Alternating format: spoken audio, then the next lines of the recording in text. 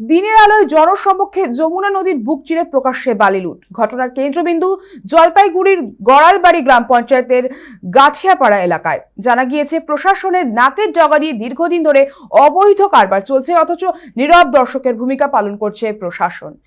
এই মুহূর্তে আমাদের সাথে ফোন লাইনে রয়েছেন আমাদের প্রতিনিধি সানি রায়। সানি, কি জানতে পারছো, ঠিক কি ঘটছে? কারণ বারবার এই বালি মাফিয়াদের দৌরাত্ম্য কিন্তু চোখে পড়েছে। এবার ঠিক কি ঘটনা ঘটেছে? একদমই তাই। দেখো, তোমাকে জানাবো যে প্রশাসন যেন দেখেও না দেখার ভান করেই চলছে। কারণ তোমাকে জানাবো, জলপাইগুড়ি জেলার বেশ কিছু নদী, বিশেষ করে এই মুহূর্তে যে ছবি তুলে ধরার চেষ্টা করছি আমরা, যেখানে দেখা যাচ্ছে যে যমুনা নদী থেকে রীতিমতো কিন্তু দিনের আলোতেই বালি চুরির একটা দৃশ্য ফুটে উঠছে এবং পাশেই রয়েছে কিন্তু পুলিশ ফাঁড়ি। তারপরেও কোনো পদক্ষেপ নেওয়া হচ্ছে না, এমনটাই অভিযোগ। এই অভিযোগ শুধুমাত্র স্থানীয় বাসিন্দাদেরই নয়, পাশাপাশি গড়ালবাড়ি গ্রাম পঞ্চায়েত যে প্রশাসনের যারা আধিকারিকরা রয়েছেন তারা পর্যন্ত একই অভিযোগ করে যাচ্ছেন। তারা বলছেন যে তাদের এই যে বালি মাফিয়াদের দৌরাত্ম্য, এই দৌরাত্ম্য কোনোভাবেই আটকানো যাচ্ছে না, যার ফলে একদিকে যেমন নদীর ক্ষয়ক্ষতি হচ্ছে, পাশাপাশি এই বালি যখন ট্রাক্টর ট্রলিতে করে গ্রামের রাস্তা দিয়ে যখন নিয়ে যাওয়া হচ্ছে তখনও কিন্তু রাস্তায় ব্যাপক ক্ষতি হচ্ছে। পাশাপাশি তোমাকে জানাবো যে দীর্ঘদিন ধরে এই অভিযোগ উঠে আসলেও কিন্তু প্রশাসন পদক্ষেপ নিচ্ছে না বলেই কিন্তু জানানো হচ্ছে। এবং এই যে বালির লুট হচ্ছে, এই লুটের পিছনে তাবৎ তৃণমূলের নেতাদের মাথার হাত রয়েছে বলেই কিন্তু বারবার যে অভিযোগটা উঠে আসে। এবং এখানে তোমাকে জানাবো, যেখানে খোদ গ্রামের প্রধান যিনি রয়েছেন তিনি এই অভিযোগ তুলছেন যে এদের কোনোভাবেই ঠেকানো যাচ্ছে না। দিনের আলোতে হোক বা রাতের অন্ধকারে সবসময় তারা কিন্তু এই নদী থেকে অবাধে বালি তুলে যাচ্ছে। এবং পুলিশ প্রশাসনকে বলা হলে শুধুমাত্র কিছু সময়ের জন্য আই ওয়াশের তারা একটা সেখানে একটা অভিযান চালায়, তারপরে যেই আর সেই পরিস্থিতি। তবে সব মিলিয়ে দেখা যাচ্ছে যে উত্তরের জনপথে এই মুহূর্তে শুধুমাত্র যমুনা নদী নয়, পাশাপাশি গিলান্ডি, নানাই সহ একাধিক নদী থেকে কিন্তু প্রকাশ্যে দিবালোকে কিন্তু বালি এভাবেই লুট করা হচ্ছে। একেবারেই সানি, ধন্যবাদ আমাদের বিস্তারিত জানানোর জন্য। এই ঘটনাকে ঘিরে আতঙ্কে এলাকাবাসী থেকে শুরু করে স্থানীয় পঞ্চায়েত সদস্য। অভিযোগ, বালি মাফিয়াদের রুখতে গিয়ে তাদের প্রাণহানির আশঙ্কা তৈরি হয়েছে। বাধা দিলেই নাকি হুমকি দেওয়া হচ্ছে এবং এবং এলাকা ছাড়া করার ভয় দেখানো হচ্ছে তাদেরকে। এদিকে ঘটনার রেশ পড়েছে রাজনীতির ময়দানেও। বিষয়টিকে নিয়ে তৃণমূলের বিরুদ্ধে অভিযোগ তুলে সরব হয়েছে বিজেপি। অপরদিকে সমস্ত অভিযোগকে উড়িয়ে দিয়েছে তৃণমূল। দিনের পর দিন বালি মাফিয়াদের দৌরাত্ম্য পরিবেশ কার্যত বিপর্যয়ের মুখে। আশঙ্কা, এভাবে নদী থেকে বালি তুলতে থাকলে অনিবার্য নদী ভাঙন। ঘটনার ভিত্তিতে প্রশাসন কতটা দ্রুত পদক্ষেপ নেয়, নজর এখন সেদিকেই।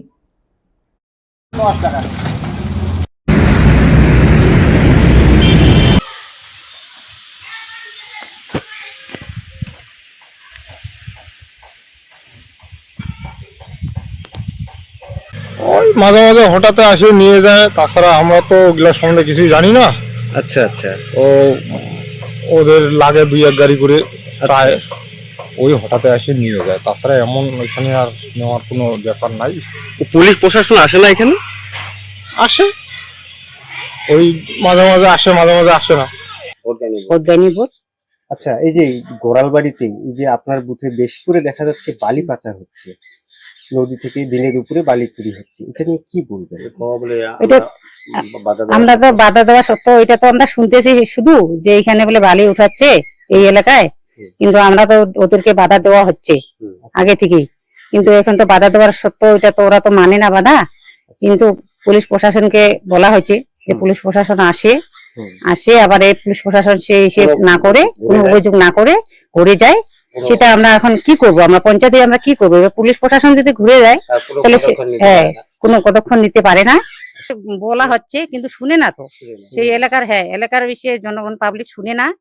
আমরা এখন কি করব ওদেরকে বলেন? এখন প্রশাসনকে এখন জানাচ্ছি, সে প্রশাসনকে বলা হচ্ছে যে প্রশাসন আসে একটু যে কোনো ব্যবস্থা নেওক। গোড়ালবাড়িতে বালি পাচার হচ্ছে এরকম আমার কিছু জানা নেই। যদি সেরকম হয়ে থাকে তাহলে প্রশাসন ব্যবস্থা নেবে। প্রশাসন তো আসে, কোনো ব্যবস্থা নিচ্ছে না। না, সেটা তো আমার জানা নাই, তবে আমরা প্রশাসনকে অবশ্যই সেটা বলবো যদি হয়ে থাকে আর। কিন্তু এরকম যে আমাদের কাছে কোনো খবর নেই যে বালি পাচার আমাদের গোড়ালবাড়িতে হচ্ছে, এরকম আমাদের কাছে কোনো খবর নেই। তৃণমূলের বালি মাফিয়ারা প্রতিনিয়ত প্রত্যেক নদীর থেকে যেভাবে বালু তোলা শুরু করেছে, আর এর সাথে পুলিশ প্রশাসন একদম প্রত্যক্ষ পরোক্ষভাবে জড়িত রয়েছে।